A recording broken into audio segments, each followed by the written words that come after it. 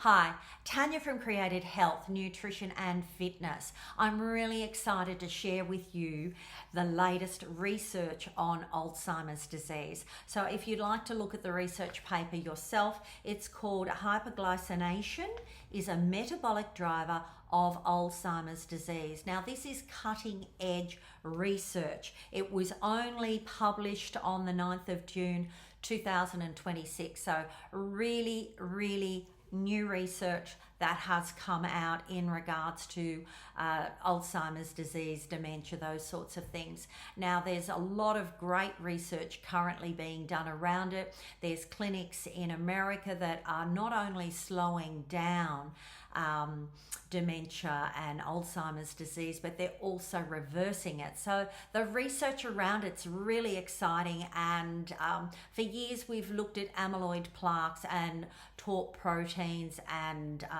glucose within the brain and the connection there and the folding in of the proteins and the sugars within the brain, how that affects both the white matter, the grey matter, the hypothalamus and the frontal lobe.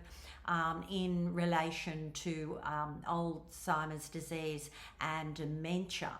So what this research paper did was they looked at glucosamine and the effects that glucosamine has in regards to cognition, particularly in Alzheimer's disease. So glucosamine is really important. So what glucosamine does, it directly supplies the hexamine pathway for the N-glycan attachment to proteins. Now, that's why glucosamine is important. A lot of you would have heard of glucosamine, and because it is well known as a joint pain supplement.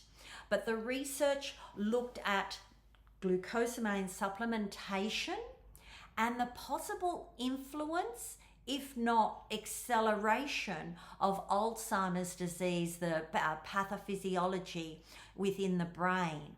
So it was great research. It was done in Florida in the USA, and what they did, they took the health records of over 50,000 patients with AD or AD-related dementia. So they refer to it as ARDR. And under the umbrella of ARDR, you have Alzheimer's disease, you have vascular dementia, Lewy-Body dementia, frontotemporal dementia. So all of those types of dementia and Alzheimer's, they all fall under this ADRD banner. Now, what they did, this was a comparison research. So they compared that group of people to a second group of people that were patients that were suffering from MCI, mild cognitive impairment. And they found that in both groups, 8% regularly used glucosamine. And then they looked at this over a 10-year period, so it was quite a long study that was done.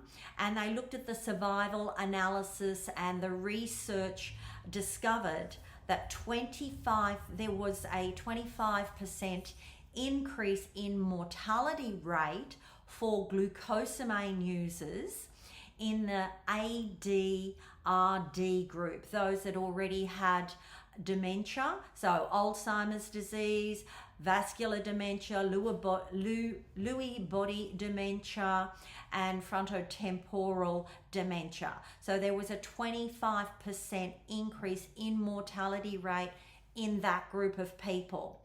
Whereas when they did the comparison to the mild cognitive impaired group, that mortality rate was not significantly impaired at all in that particular group. So generally, about 5% of mild cognitive impaired patients do transition from that MCI group over to the ADRD group per year.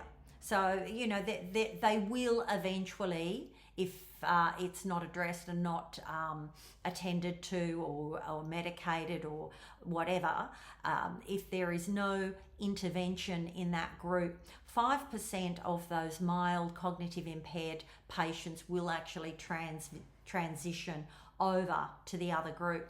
Now, of the glucosamine users in that mild cognitive impaired group, there was a 25% increased likelihood of transitioning over to the ADRD group during that 10-year follow-up period.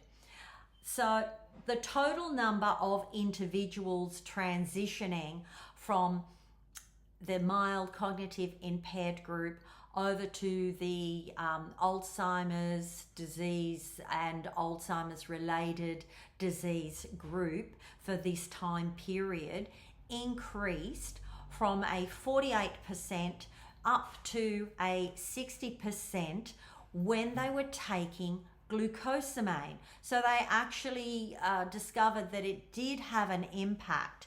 But there's a problem with this, well, not with the research, but there is a problem with this because it is quite difficult to diagnose early stage Alzheimer's disease in the case of people that are already experiencing mild cognitive impairment when they actually transition from there over into the other group, the ADRD group. So as far as a diagnosis, you know, there's a bit of a grey area, I suppose you could say, of when they actually transition from being mildly impaired cognitively over into Alzheimer's. So it's hard for them to find a definitive cut-off, flip over from one to the other. Well, you don't go back generally unless you are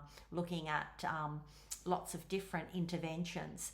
So that's the problem with it. So for these people, if they were taking glucosamine, so the mildly impaired group, if they were taking glucosamine, it actually significantly worsened, and it did reveal the disease was quickened. So that was interesting research. And like I said, it's cutting edge. It's only been around since the 9th of June 2026, which is this year. However, there's good news. I like to always bring you good news. The good news is glucosamine doesn't really impact anything if you don't already have the disease. So if you don't have a mild cognitive impairment or you don't already have Alzheimer's disease, then taking glucosamine as a supplement is not going to cause any cognition impairment for you. So it's interesting because it's a very disease associated factor, and it's only if that disease exists that it will accelerate it. So it's just really interesting research, and there's so much going on, and I do like to be able to give my clients as a clinical nutritionalist cutting edge evidence-based research when I'm doing, when I have clients come and see me, when I'm doing a diagnosis for them, when I'm looking at their nutrition and their supplementation and their overall health and wealth. Because remember, at the end of the day, your health is your wealth. And if you'd like to work with me, reach out to me. I'm available on all the socials. You can call me directly if you'd like to. I would love to help you in your health and wellness journey in life, because I'm Tanya from Created Health, Nutrition and Fitness. And if you are enjoying my YouTubes, remember to give them a thumbs up.